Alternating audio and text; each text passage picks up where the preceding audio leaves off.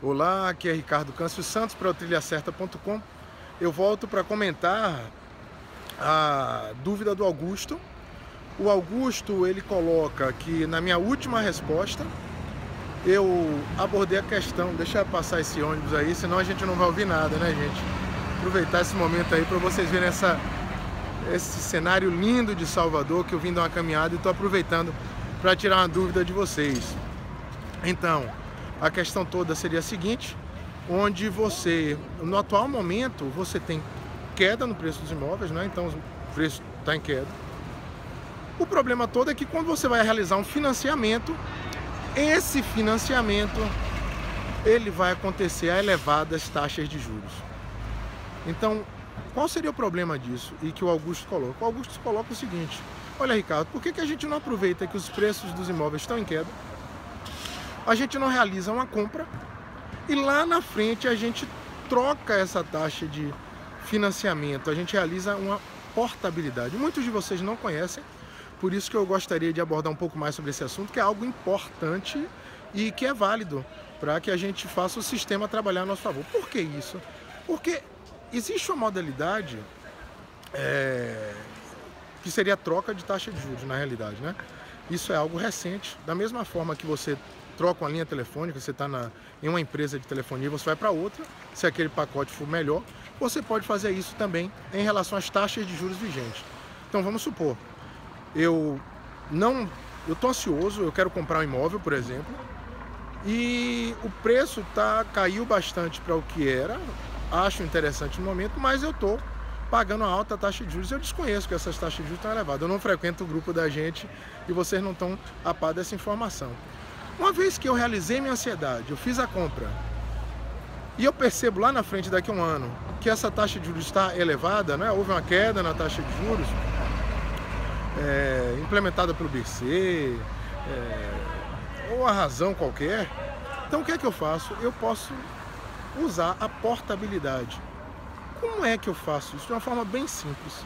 No momento que eu fecho um financiamento, e mais da metade de todos os financiamentos são feitos pela Caixa Econômica Federal, né? Mas muitos outros bancos podem realizar esse financiamento. Eles estão elevados agora, os custos estão acima de 11%. Então o que é que eu tenho que fazer?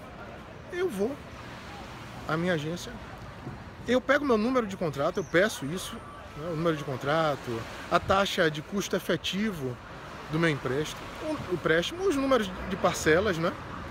Enfim, eu pego uma série de informações que eu... Deixa eu passar mais isso aí, mais uma vez. Eu pego essa série de informações, taxa de juros, número de contrato, número de parcelas, enfim,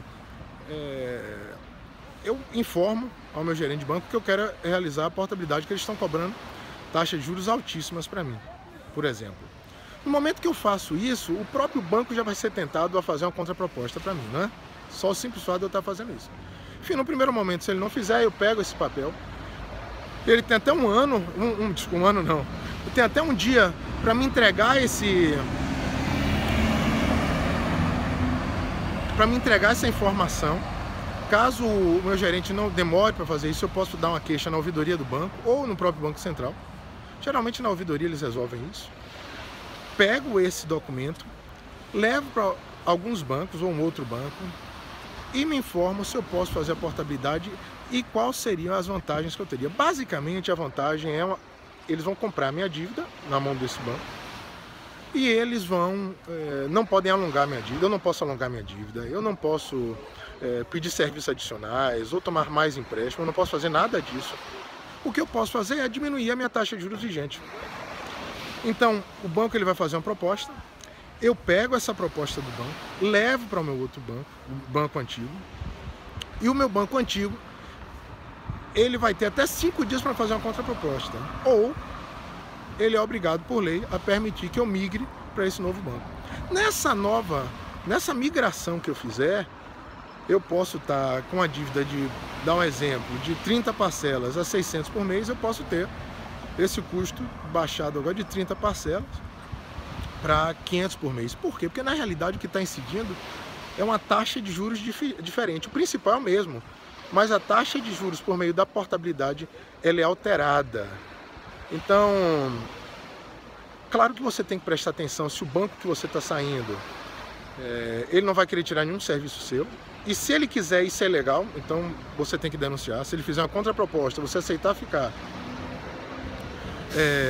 e ele alegar alguma coisa, você precisa ter um outro serviço, isso aí não é válido, não pode fazer. E você prestar atenção se o outro banco que está te oferecendo essa nova taxa, ele de fato não vai estar empurrando serviços adicionais para você que não vai te ajudar.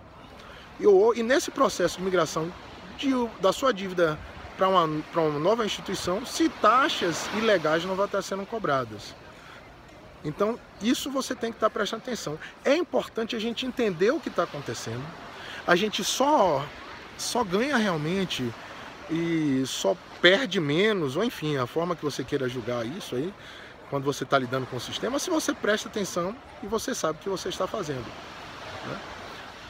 Então você já sabe que existe a portabilidade, você já sabe que pode trocar essa dívida, apesar de outros bancos não serem obrigados por lei a aceitar essa migração de dívida. Então você tem que primeiro conversar com os outros bancos para ver qual é a proposta que eles têm. Mas uma vez que você saiba disso, você tenha conhecimento disso, você pode sim se beneficiar do sistema. Tá ok? Então nós abordamos a questão hoje do preço em queda. Por que eu acho que o preço vai continuar em queda, apesar de alguns indicadores estarem saindo da economia dizendo que a gente está... alguma luz no final do túnel está aparecendo. Na realidade, o que está acontecendo é indicador de confiança na economia ou indicador empresarial. Está dizendo que nós paramos de cair a economia, mas não quer dizer que a crise já acabou. O principal indicador, na minha opinião, que é o desemprego, ele continua aumentando. Então, enquanto nós não vermos uma estabilização no desemprego e uma retomada do emprego, você vai ter uma queda na economia. Com a menor renda, né, você tende a ter menos dinheiro circulando e o preço de imóveis eles tendem a continuar em queda pela própria lei de oferta e demanda. Então, vamos prestar atenção a isso, a esse fato, e vamos entrar na trilha certa aí, certo? Ricardo Câncio Santos para trilhacerta.com.